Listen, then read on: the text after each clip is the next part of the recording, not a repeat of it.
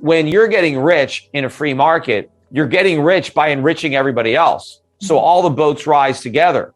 The government has basically prevented that from happening. So you have some boats rising while other boats are sinking. Capitalism doesn't do that. Government does that. Why do we see this wealth inequality growing as the result of what government is actually doing? Yeah, well, first of all, around the time of the income tax, we had a populist movement in the US. And, there were a lot of wealthy people back then. They call them the robber barons, Rockefellers, Carnegies, Mellons, people that became really rich, but not because of the Federal Reserve and because of a bubble, because they created enormously valuable companies that lifted the standard of living of the vast majority of Americans. But they deservedly got rich in the process without any help from government. But there was a movement to tax them more heavily.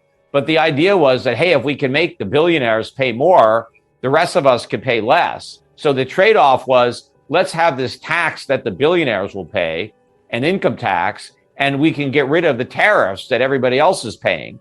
And that was the impetus to amend the Constitution to make that income tax possible, because it wasn't possible based on the original Constitution. They had to change it to give the government new taxing powers to make it possible. But of course, if you look at the original tax rate, it was, I think, 4% or something like that on the super rich. Well, now middle-class Americans are paying 30, 40% in income taxes. I mean, nobody would have agreed to the tax if it was that high on the billionaires. But of course, it's backfired because now average people are paying income tax rates far in excess of anything contemplated for the billionaires. So that's the problem with the efforts today, where the government say, hey, let's have some new tax that's aimed at the billionaires. Well, pretty soon they're going to refocus on middle-class Americans. Whenever the government gets a new taxing power, they always get it under the guise that, oh, it's just for the rich. That way everybody won't oppose it.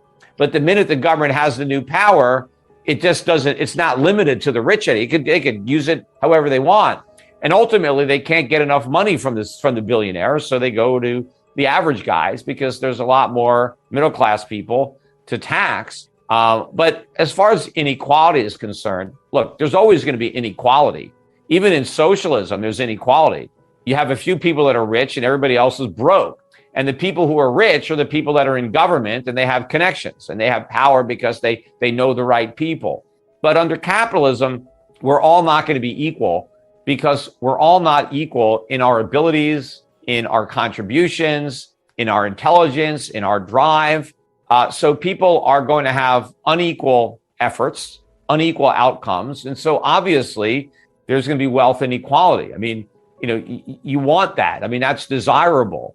It's so like if think about it, if you were, you're a kid in school, what if everybody just got an A or everybody got a B? Everybody got the same grade, right? No matter how well you did on your exams, whether you did your homework or not, we had grade equality. So everybody got the same grade.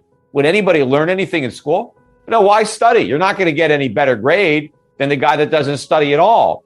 But nobody would say, hey, it's not fair. We have this grade inequality. We have some guys that did all their homework and studied hard and they got A's. And here's some people that just, cut class and, smoked a lot of pot or, did, whatever. And they got C's and D's. There's inequality here. That's not fair. Of course, well, you get what you deserve. And in capitalism, you get what you deserve. You start a business, you invent a better mousetrap, right? You come up with a product that people want to buy. It improves their lives. Otherwise, they wouldn't buy it. The product is better than somebody else's. Either it's cheaper or it has more features. And in the process, you create a lot of jobs and you hire a lot of people. You get rich, right? Well, I mean, you can have another person that doesn't do anything, just, sleeps late at night, lives with his parents, doesn't do anything, doesn't create anything, doesn't produce anything, doesn't hire anybody. I mean, so, all right, the guy's, he doesn't have much money, but that's fair. What's not fair is when the guy that does nothing says, hey, I deserve more. Let's tax the guy that did all this stuff, that made all these contributions, because I want some of what he created. Because, I think that's fair, that I could just do nothing and live off the fruits of somebody else. But we have extreme income inequality now. That's not a byproduct of capitalism.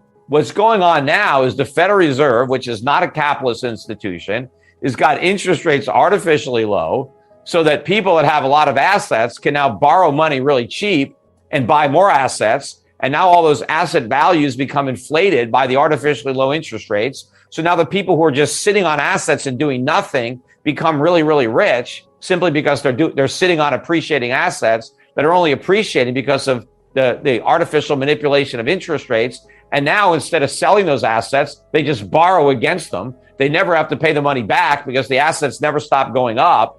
And they're living off of the inflation and the cheap money. At the same time, the inflation is destroying the value of average people's wages and savings. And so now you have government coming in and exacerbating income inequality and taking it to a level that is problematic. Before we continue, help us clicking that YouTube like button and subscribe now to our channel. This shows the algorithm that you valued this information. And it helps us spread that message. Sharing is caring. And now I have bad news for you. If you're not rich by now, you're screwed. And if you're in debt, you're even double screwed. How so, you might wonder? Well, the sad truth is that you're working your whole life to make someone else rich. The mega corporations, the banks, the politicians, everyone is getting richer. They get your money. And what is even worse, they get your time, they get your life. You are not even in a rat race, you're in a financial prison. But what could a solution for you look like? Honestly, I don't know, but I know what a solution for me would look like. It's very simple. I use whatever money I have and I multiply it with 1,000. This could make my life much easier and probably yours as well. If you have $1,000 available and multiply this with 1,000, I believe that this could solve some financial issue for the one or the other. Of course, if you're ugly, you would have to multiply it with much more than 1,000. My name is Markus Dahn, and this is what I decided to do. I decided to 1000x my money. This is not a joke. I know what you may be thinking. What is this guy talking about? How should this work? This is not possible. Well, I made a detailed video where I laid out my plan. And some clever folks might even want to look at this plan and copy it and do exactly what I do. This is just a little hint on the side. You have two options. You leave, you forget what you have seen. You do whatever you're doing and you hope that somehow you get some other results. Good luck with that. Or you click the link below the video. You enter your email address because I'm not showing this to everybody. You at least watch my video on how I plan to 1000x my money. The choice is yours. Make the right choice. Join me. See what a different future you could have. See at least how I intend, how I plan to do the 1000x. So click on the link below, enter your email address, and I see you on the other side. Your Markus Dahn.